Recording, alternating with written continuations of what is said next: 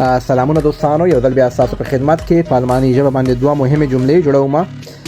د رفي تنها په غوښتنه باندې خاصه پوښتنه کړې ده، وای په الماني ژبه باندې څنګه وایو چې یو چاته وایو دا تا پورې اړه نه لري یا تا پورې مربوطه نه ده، یعنی څوک چې تاسو په کار کې کار لري او نه غواړي چې هغه کس تاسو په کار کې مداخله وکړي، نو دغه محاوره په الماني ژبه باندې موږ داسې وایو: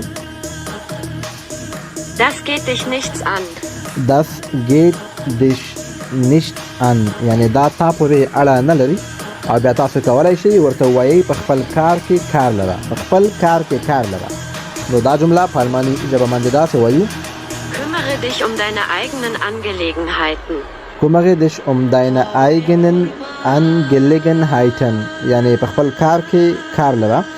نو دغه دوه محاورې دي، کولای شئ زده کړئ دوستانو، او د الماني ژبې روانې خبرې کولو لپاره تاسو کولای شئ همدغه اکاونټ درسره فالو کړئ.